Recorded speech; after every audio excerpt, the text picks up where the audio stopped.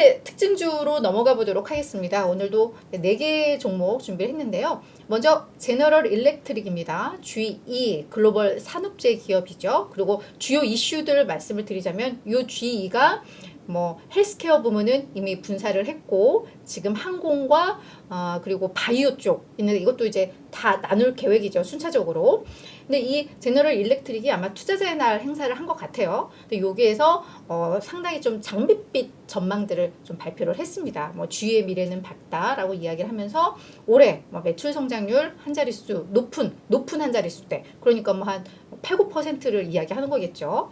그리고 조정 EPS 그리고 잉여 현금 흐름의 어떤 전망들을 내놓았는데 이게 지난 1분기 때 제시했던 가이던스와 일치했어요. 그래서 지금 뭐 경제 상황 뭐 이런 상황에서도 우리가 목표했던 바 우리는 계속 이 목표 가져간다. 뭐 이런 부분에 대해서 시장에서는 긍정적으로 평가를 했고 그래서 5% 넘게 주가가 오르면서 52주 신고가 기록을 했습니다. 이게 52주 신고가라고 말씀드렸지만 거의 뭐 한 4, 5년 내 가장 높은 그런 가격대를 좀 기록을 했습니다.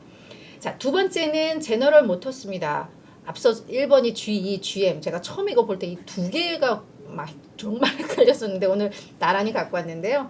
자, 제너럴 모터스 이 기업은 한 5% 주가가 좀 하락을 했습니다. 뭐 제너럴 모터스 자동차 제조 기업이죠.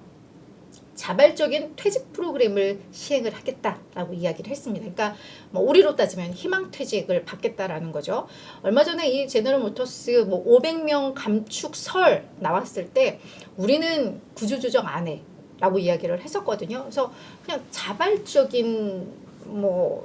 자발적으로 직원들이 떠나는 건 오케이. 하지만 우리가 임의로 자르진 않을 거야 라고 했었는데 결국은 자발적 퇴직 프로그램 시행하겠다라고 했고 요로 인해서 약 15억 달러 정도의 비용이 들 수 있다라고 이야기를 하고 있는데 뭐 대상은 5년 이상 근무한 모든 직원이 대상이 되고요. 뭐 글로벌하게 지금 임원들이 각국에 있을 텐데 이들은 한 2년 이상 임원을 했던 사람들 모두가 다 희망퇴직을 원하면 해라라는 겁니다. 그래서 이유는 뭐 이 구조화된 비용을 확 줄여서 수익성을 개선하고 지금 경쟁이 많이 심화되고 있는 가운데 조직의 민첩성을 이제 강화하는 목적이다라고 이야기를 좀 하고 있습니다. 그래서 이 구조조정에 따른 자발적 퇴직 프로그램에 따른 비용 약 15억 달러라고 말씀을 드렸는데 이 부분은 아마 상반기 중에 그리고 이게 실적에는 좀 반영이 될 것 같아요. 그래서 이런 부분 좀 참고를 하시면 될 것 같습니다. 자, 앞서 이제 제가 금융 시스템에 대한 우려 나오고 있다고 말씀을 좀 드렸잖아요. 그 기업이 바로 이 실리콘밸리 은행, 뭐 SBV 발음이 너무 안 되더라고요. 네, SBV 파이낸셜 그룹 요 기업인데 일단 60%나 급락을 했습니다. 52주 신저가, 이거 당연하죠. 신저가를 좀 기록을 했는데 실리콘밸리에 기반을 둔 금융 서비스 회사로 이 SVB의 주요 고객은 스타트업이라던가 벤처 캐피탈, 그러니까 이제 막 성장하려는 기업들에게 대출해주고 이들에게 투자를 하는 이게 주 업무인 은행인데요. 고금리에 따라서 이 고객들이 많이 위험에 노출되어 있다. 그래서 이 고객들이 그러니까 다 스타트업이나 벤처 캐피탈 이들의 이제 현금이 이제 고갈되어 가고 있다라고 이야기를 하면서 그래서 이 SBV 자체도 순이자 수익이라던가 순이자 마진이 압박을 받고 있다.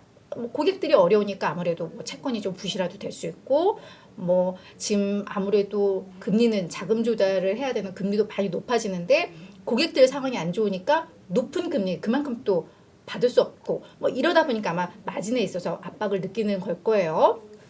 그러면서 이제 1분기 순이자 수익과 순이자 마진에 대한 목표치를 종전에 제시했던 것보다 많이 낮췄습니다. 그래서 이 자체만으로도 실적에 대한 우려가 있는 상황에서 시장이 더 충격을 받았던 거 어떤 점이냐?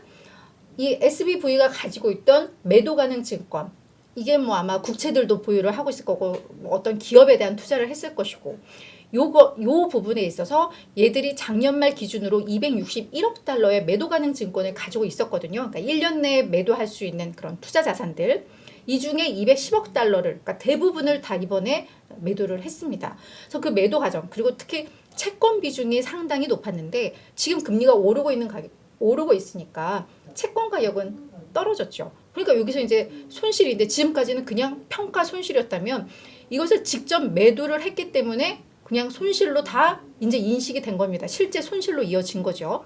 그 손실 규모가 18억 달러에 달한다고 합니다. 그러니까 이런 손실을 감안하고서도 이거를 지금 매도했다라는 거, 약간 좀 그래?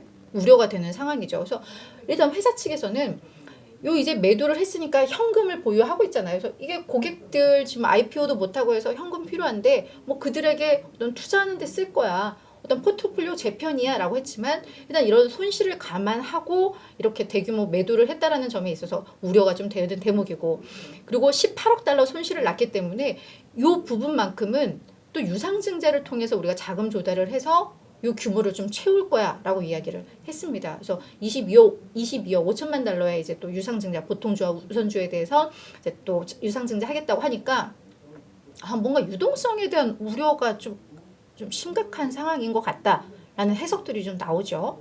그러면서 이제 주가가 급락을 했고, 지금 어제 실버게이트에서 이게 연이어서 나오다 보니까 이제 금융 시스템에 대한 우려까지도 번지면서 이게 증시 전반적인 악재로 작용을 했다. 이렇게 좀 정리가 될 것 같습니다. 자, 이제 마지막 종목은 애쉬입니다. 애쉬도 한 4.8% 하락을 했는데요. 이 기업은 핸드메이드 이 제품들을 전문적으로 거래할 수 있는 뭐 전자상거래 플랫폼이라고 해요. 이 기업은 이제 제프리스에서 투자 의견을 2단계 하향 조정을 했고요. 목표 주가도 뭐 거의 반토막을 냈습니다. 존전 150달러였던 걸 85달러로 낮추면서 이게 이제 주가 하락으로 이어진 건데요. 이 애쉬가 팬데믹 때 상당히 좀 수혜를 많이 봤었고, 최근 한 몇 년간 정말 가파른 성장세를 기록을 했었는데, 강력한 모멘텀이 이제 이 성장 모멘텀이었는데 이 성장세가 이제는 둔화되고 있고, 그리고 이제 고객들이 떠나가니까 신규 고객 확보하려고 아마 마케팅비를 상당 부분 늘렸나 봐요. 그래서 마케팅비가 한 70%가 급증을 했다고 하는데, 마케팅비 늘어나니까 결국은 또 수익성이 하락이 되잖아요. 그래서 이런 부분 감안한 투자 의견 하향이 있었습니다. 그러면서 이제 주가가 밀렸다. 이렇게 정리를 해보면 될 것 같습니다.